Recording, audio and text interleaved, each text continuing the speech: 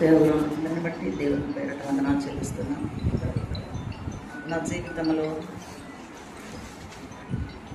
ఆయన ఎంతో కష్టపడ్డాడు.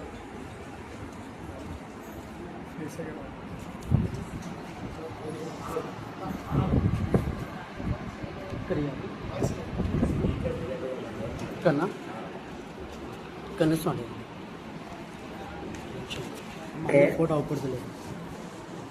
ఆయన అంత ప్రేమ ఇంకెవరు చూపరేమో అని నా హృదయంలో నాకు అనిపిస్తుంది. అంత ప్రేమ, అంత కష్టము, ఆయన ఎంత కష్టమైన ఓర్చుకునేవాడు. మామూలు కష్టం కాదని. ఇంత కష్ట పరిస్థితిలో పిల్లల్ని ఎంత చిన్న చూపు చూడకుండా చాలా బాగా చూసుకున్నాడు. అంతలో ఒకసారి ఇక్కడ గ్రామంలో సువార్తకు వచ్చిన దేవుడి ప్రజలు. దేవుడు అంటే మాకు అంతమందికి అస్సలు ఎన్నడూ కూడా తెలియదు. అలాంటప్పుడు మా తమ్ముని కొడుకు నడవలేకుండా ఉన్నాడు. అప్పుడు 5-6 సంవత్సరాలు. మేమందరం పనికి వెళ్ళేవారం 10-20 మంది కలిసి.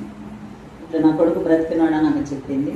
దాని ద్వారా నేను వింటూ వచ్చి మరదలు నేను దేవుని మాటలు వింటూ వచ్చిన. అన్న మా కొడుకు కూడా మేము ఎన్నో తిప్పలు పడ్డాము, మాకేం నయం కాలేదు మా బాబు గురించి, మా కొడుకు గురించి మీరు ప్రార్థన చేయండి అంటే వాళ్ళ ఇంటికి వచ్చి తమ్ముని కొడుకు ప్రార్థించినప్పుడు దేవసేవుడు అన్న మధుబాబన్ వచ్చి ప్రార్థన ద్వారా దేవుడు నడుస్తూ వచ్చినాడు.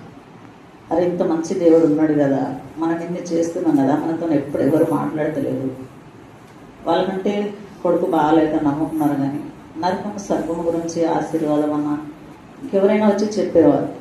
మరి లోకంలో ఎంతకాలం ఉన్నా మనం చనిపోయేవారమే కదా, మరి ఆ నరకం నుంచి తప్పించాలంటే మనం అంటే ఓర్చుకుంటాం. మన పిల్లలు ఉన్నారు కదా, మరి వారికి ఆ నరకంలోంచి కాల్తాడ మనం ఎలా చూడగలమో ఆ నరకం నుంచి తప్పించబడాలి. మనకి ఏ వ్యాధి బాధ అనేది మనకు మా పిల్లలకి ఏది లేదు. కానీ నేను అతనితో పంచుకుంటూ వచ్చినప్పుడు సర్లే అని ఆయన కూడా అంటూ వచ్చిన, ఏమాత్రం ఇబ్బంది పెట్టలేదు.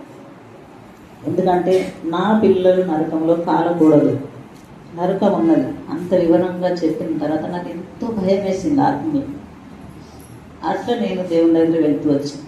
చిన్నాడు పిల్లలు కూడా క్రమంగా దేవుడి క్రమంలో దేవుడు పెంచుతూ వచ్చినాడు. దైవ క్రమంలో అంతకంటే ఎక్కువ పిల్లలను ఆయన పిల్లల్ని ఆయన చూసుకుంటూ వచ్చినాడు.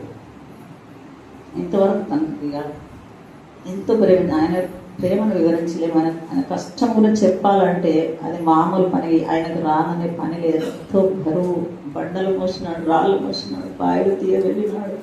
ప్రతి ఒక్క పని చేసి అతని పిల్లలు చదువుకున్నాడు. 30 లీటర్ల పాలు సైకిల్ మీద మోసుకొని భూపాలు వెళ్ళినాడు. మెట్టెక్కుడు ఆయన చేయని పని లేదు. దేవుని గురించి అయితే ఎప్పుడు వెనక తీయలేదు. కొన్ని రోజుల తర్వాత వచ్చినాడు. కొంచెం లోకంలో ఉన్నాడు కదా, ఆయనకు అన్ని అలవాట్లు ఉన్నాయి. అలవాట్లన్నీ దేవుడు తీసేసినాడు. సంఘస్థులందరూ ప్రార్థిస్తూ వచ్చినాడు. దేవుడి సంఘస్థుల ప్రార్థన, సేవకుల ప్రార్థన అతను విడిపించి అందరం కలిసి గుడికి వెళ్ళేవారు. అట్లా దేవుడు నడిపించినాడు. అనుకోని రీతిగా ఎట్లా అవుతుందని మేము ఎన్నడూ ఊహించలేదు.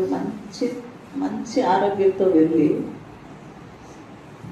ఎంతో ఆశ ఉండే పొలం పని చేయాలని, వెనకైందని ఒక్క 10 నిమిషాలల్లా తొందరనే వస్తా అన్నారు. ఒక్క మాట చెప్పినాడు అంతే, ఏం చూడలేదు. మళ్ళీ వెళ్ళి వాళ్ళ ఆఖరి మాట బామ్మలందరం కలిసి మాట్లాడి, ఏ రోజు మేము ఎంత ఇందు ఊరిలో ఉన్నాం, మేమేం లేవా అనుకోలేదు, అంత ప్రేమగా వాళ్ళు మేము అందరం కలిసి ఉన్నాము. దేవుడు ఆయన కష్టం వద్దు అనుకున్నాడేమో. ఒకరోజు దేవుడిని నేను కూడా చూస్తాననే నిరీక్షణ నాలో ఉన్నది. కాకపోతే కొంచెము కలిసి ఉన్నాం కదా, దేవుడు నాకు అట్టి నిరీక్షణ ఇచ్చిన. నేను కూడా ఒకప్పుడు లోకాన్ని ఇస్తాను, భక్తులు చూస్తా, అక్కడ కలిసి ఉంటా అనే నిరీక్షణ నాలో ఉన్నది. సాక్ష్యం దేవుడు దీవించిన.